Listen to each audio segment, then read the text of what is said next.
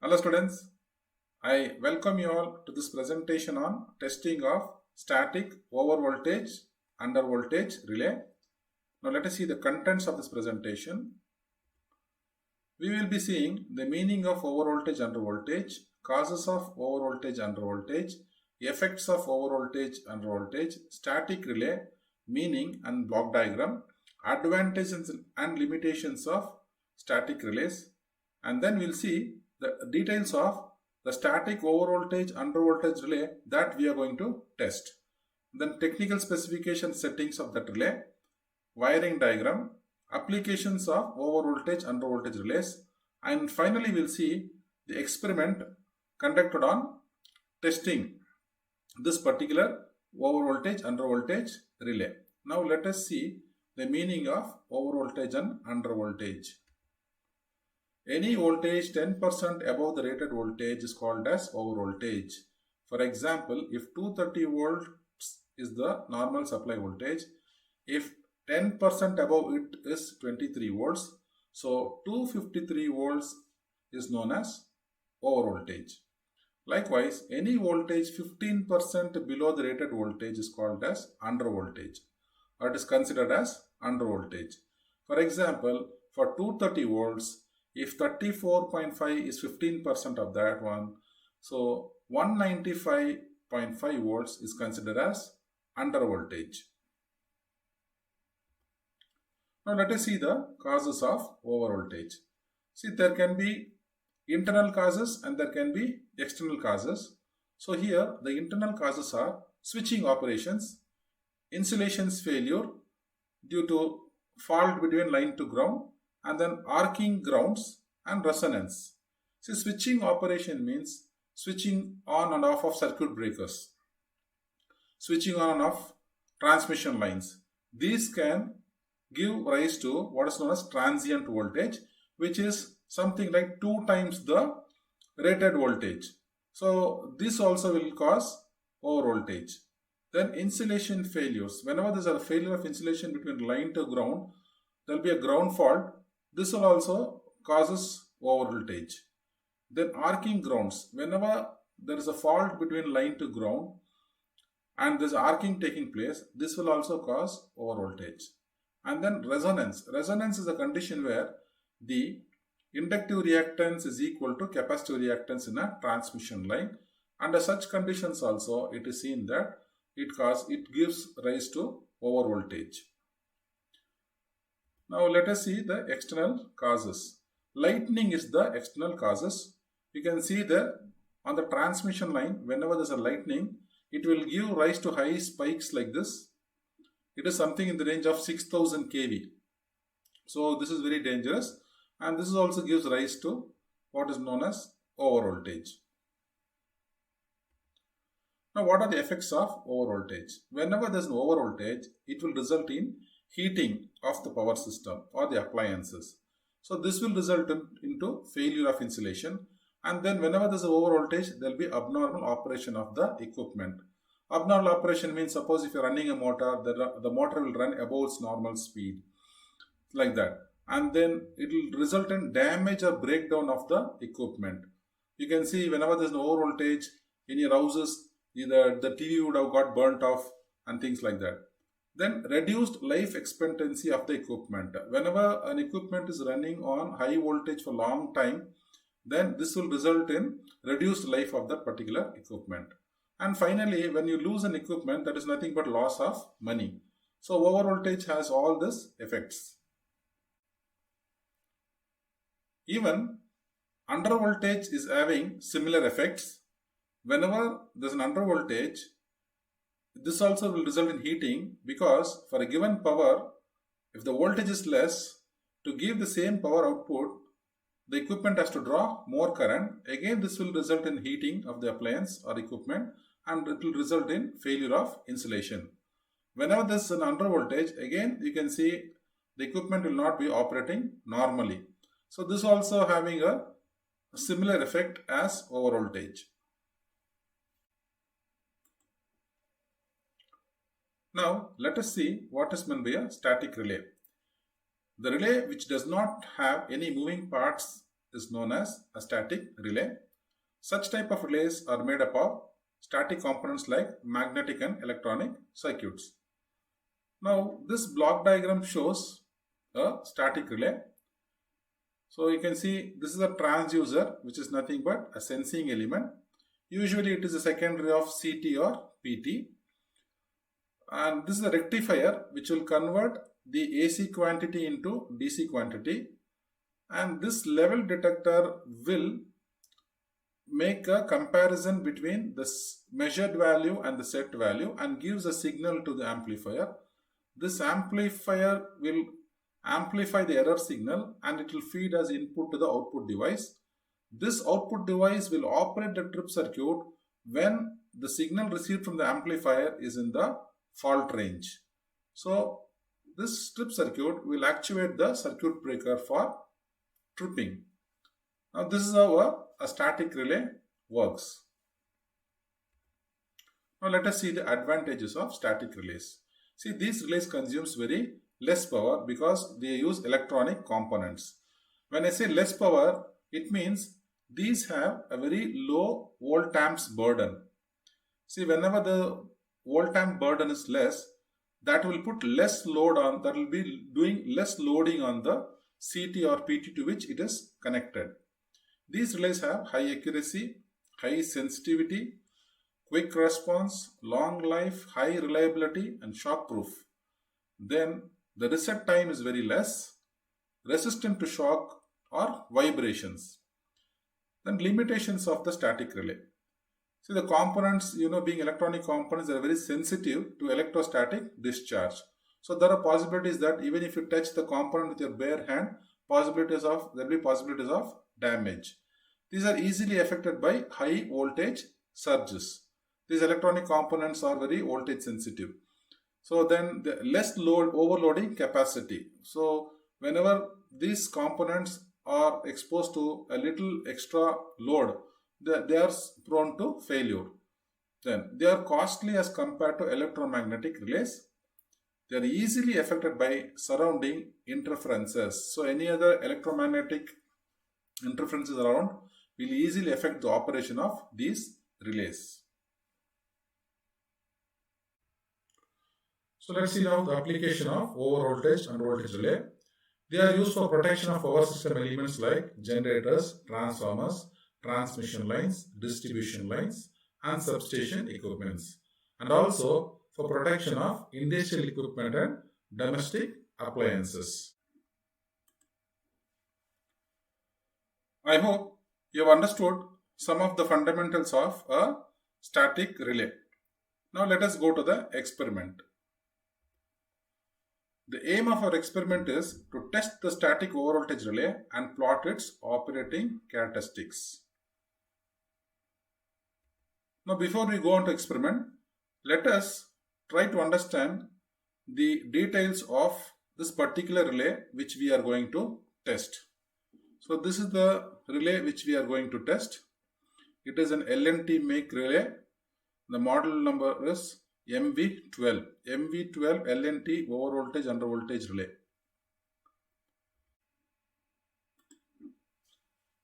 The specification of this particular relay are like this.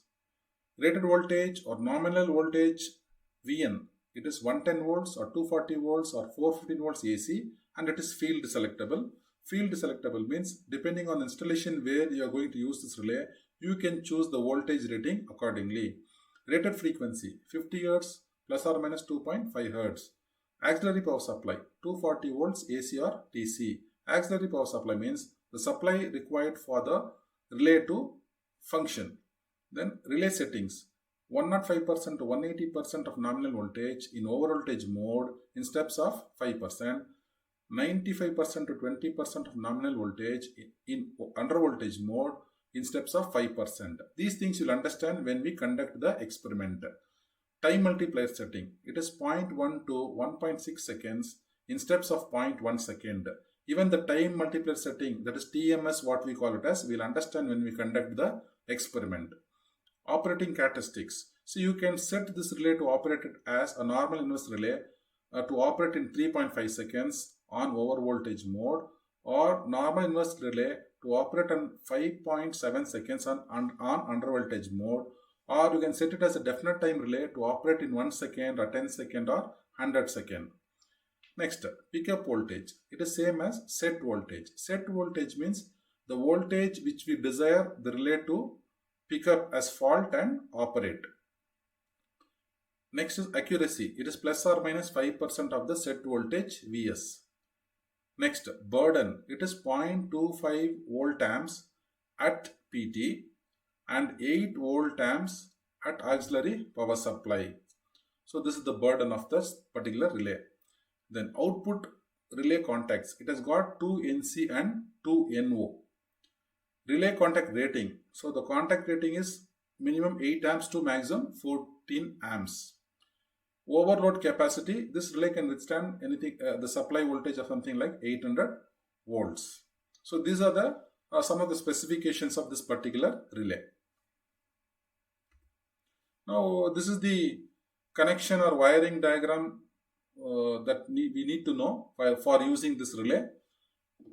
You can see here these terminals are provided on back side of the relay. So terminal 1 you have to do earthing, and between terminal 2 and 3 will be giving phase and neutral as power supply, and then at terminal 11 and 12 will be connecting it to the secondary of potential transformer. So these are the internal arrangements. So beyond this terminals, it is all internal components. And here you can see 5 and 4 are NC and 5 and 6 is a NO. Here 5 is common, and between 5 and 4 we can get an NC contact. Between 5 and 6 we can get an NO contact. Likewise here also between 8 is a common terminal. Between 8 and 9 you can get an NC. Between 8 and 7 you can get an NO. So you can use this NO and NC terminal as per your requirement.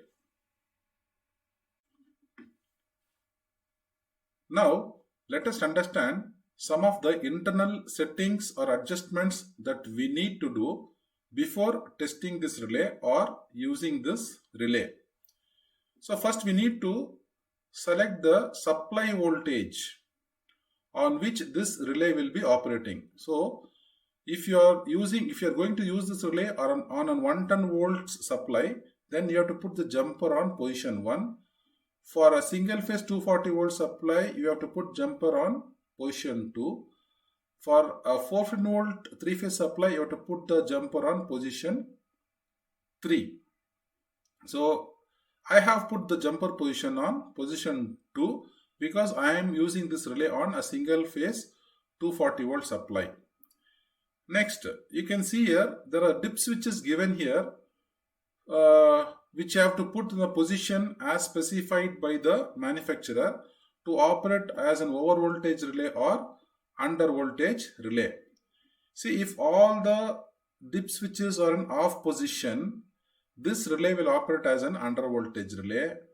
If you put dip switch number 1 on condition, remaining dip switches on off condition, then this relay will operate as an over voltage relay.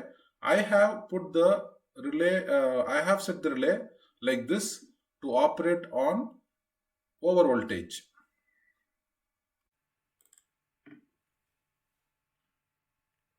Now let us understand some of the settings which we need to make on the front panel of the relay. If you look at the front panel, you can see there are 2 sets of dip switches here. This is for setting the set voltage. This set of dip switches for setting the tripping time. And also, you can see here, the manufacturer has given a formula to be used for finding out the set voltage. If you see this image, you can see switch number 2 and 4 are in on position. So the sum of this A becomes 0.20 plus 0.05, that is 0.25. If you substitute here in the sum of A, then you will be getting the set voltage. In our case, I have put all the dip switches in off position. So the sum of A becomes 0 and we get the set voltage as 252 volts. So this is the voltage at which this relay will sense it as fault voltage and it will operate the trip circuit. Now let us understand the time multiplier setting that we need to do on this relay. To set the desired trip time, the manufacturer has given a formula. In this formula, K is a constant which depends on the trip time characteristics selected. And he has given a set of dip switches here. So in this image, you can see dip switch 1 is in on position and 4 is in on position, and the total or the sum becomes 0.8 plus 0.1, that is 0.9. And if you substitute the value of K, which is given in user manual, and the sum of this T, then you will be getting the desired tripping time. So with the help of this time multiplier setting, we can obtain various inverse time characteristics like this, shown in this graph. So if, for example, if you see, if the time multiplier setting is 1, the relay will follow this time inverse characteristics. If you set the time multiplier setting as 2, then the relay will follow this inverse time characteristics. So we will see more in detail about time multiplier setting when we do conduction on electromechanical relays. You will understand this concept better on electromechanical relays in the future videos.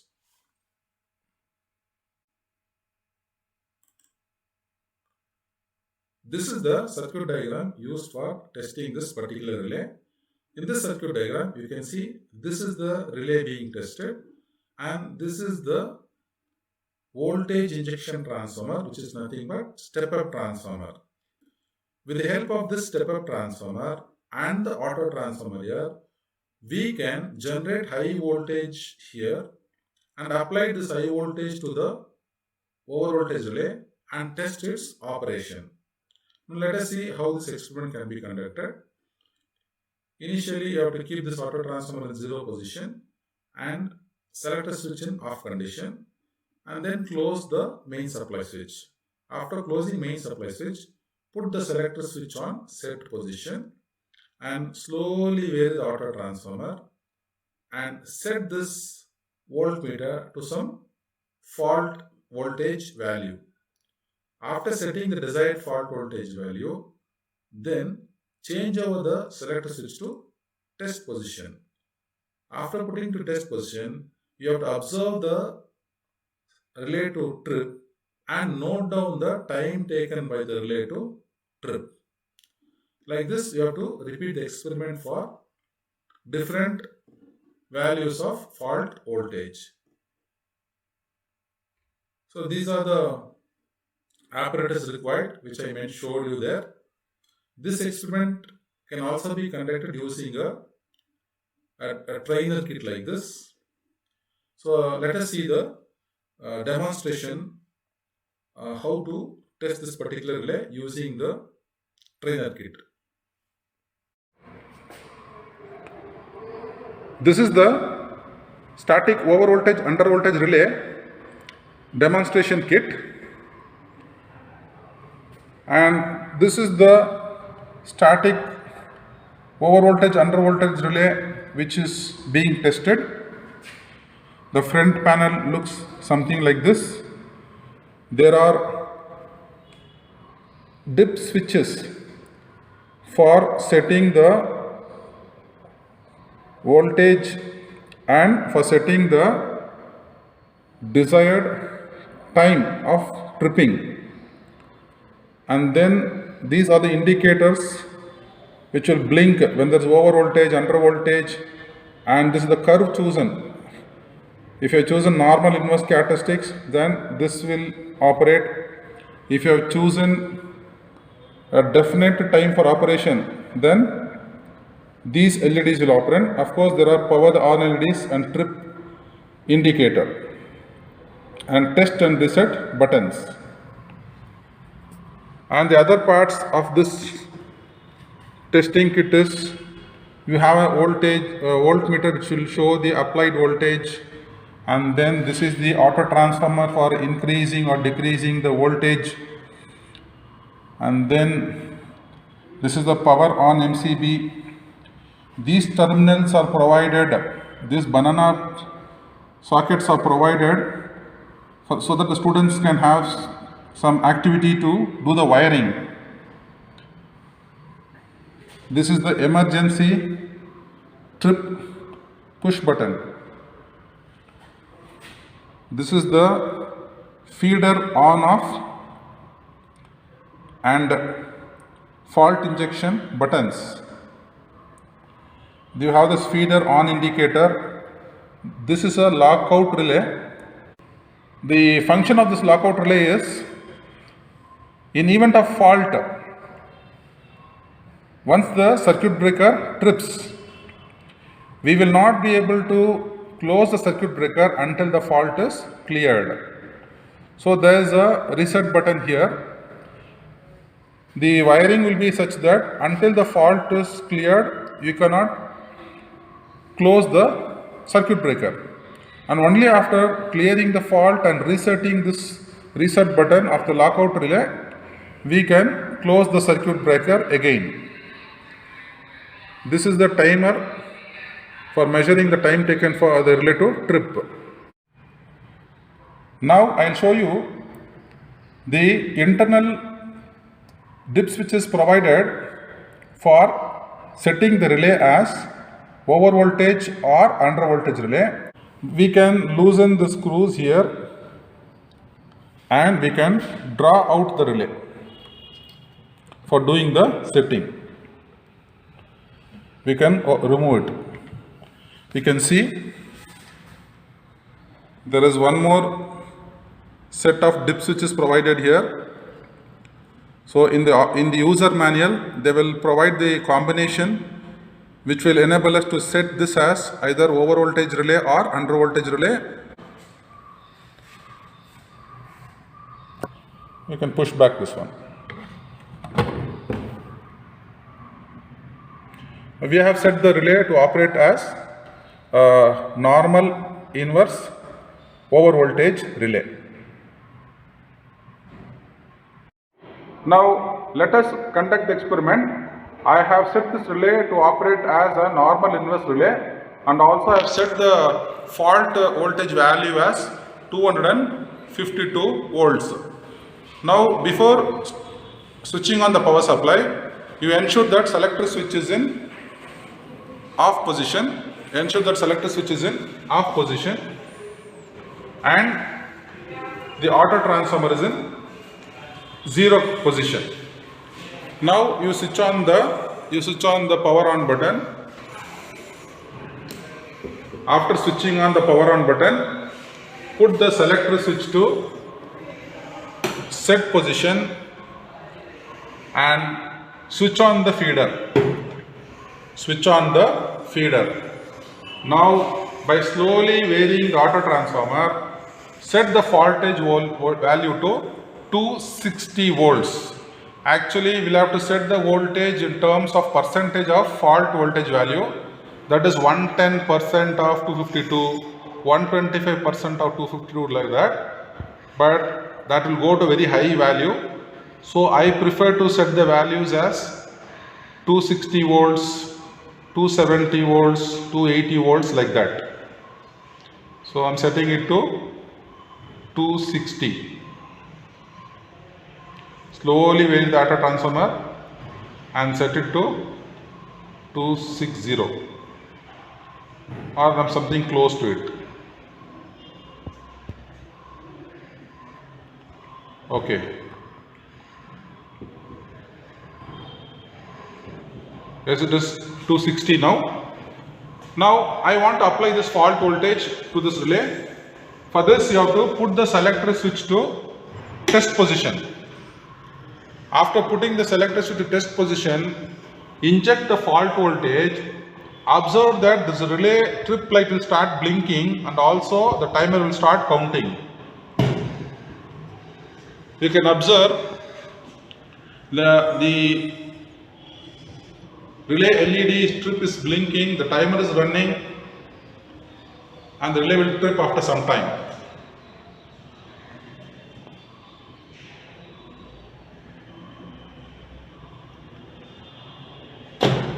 Okay, the relay tripped at 21.2 seconds. You should note down this value. For 260 volts, the time taken is say 21 seconds. You can see the trip indicator is on. The trip indicator is on. The feeder is off. Now to take next set of reading, we have to reset the lockout relay first so that we can use the relay again. Now reset the lockout relay, reset the timer, reset the over voltage relay. Now again put the selector switch to off condition, and now we will do the next set of reading. Again put the selector switch to set position, switch on the feeder. Now set this value, increase this 260 volts to 270 volts.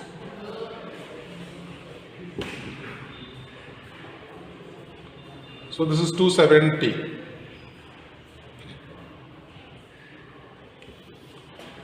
You can set it something close, so it is 270.7 or something, let it be like that.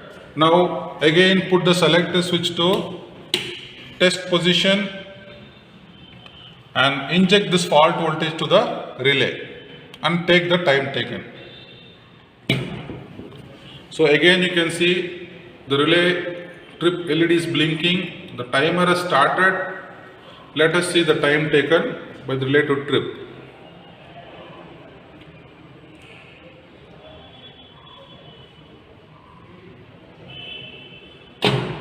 So the relay tripped at 18 seconds. You can see for 260 volts the time taken was 21 seconds. For 270 it is 18 seconds. So as you increase the fault voltage, the time taken will reduce, and that relay will follow what is known as inverse time characteristics. Now we will take one more set of reading. For this, now we have to reset the lockout relay, reset the timer, reset the over voltage relay, put the selector switch to set position, switch on the feeder. Now increase this voltage from 270 to 280.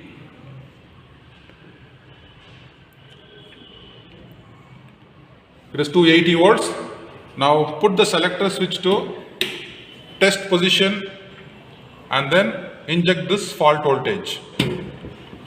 Again you can see the over voltage relay trip indicator is blinking, the timer is running. It tripped at 7 seconds.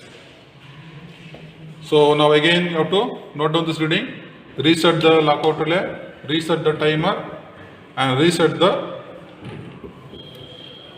over voltage relay. To take next reading, again you have to put the selector switch to set position, switch on the feeder, set this voltage to 290.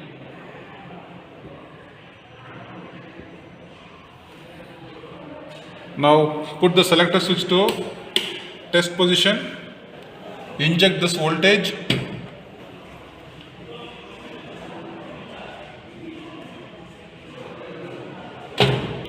so it took 6 seconds, 6.5 seconds. So like this you can repeat the experiment for next higher values of fault voltage. Thank you.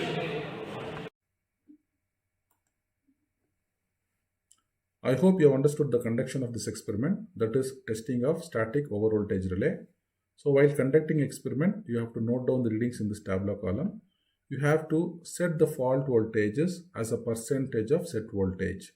That is 110% Vs, 120% Vs, 130% Vs, or you can call it as 1.1 times, 1.2 times, 1.3 times Vs and so on.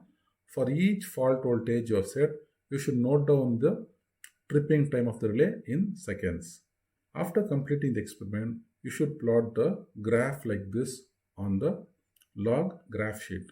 So this shows an ideal time voltage curve of static over voltage relay, where you can see this is the time scale and this is the voltage scale, which is marked as a multiple of set voltage.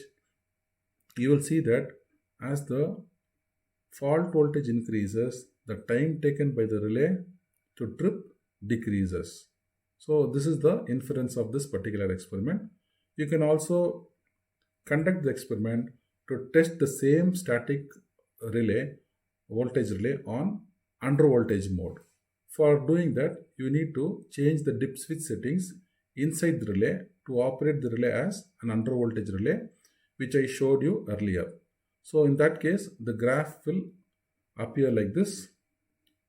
You can see for the voltage little lesser than the normal, the time taken for tripping is more, whereas as the voltage falls to a very low value, then the time of tripping decreases. Now before I wind up this presentation, I would like to tell you that this relay is manufactured to operate as an IDMT relay. IDMT stands for Inverse Definite Mean Time Lag Relay, which is nothing but combination of inverse time characteristics and definite time characteristics, which means to say this relay will operate as an inverse relay up to a certain fault voltage, and beyond certain fault voltage it will have a definite tripping time. So that is why it is called as a inverse definite minimum time lag relay. I hope you have understood this experiment. Thank you.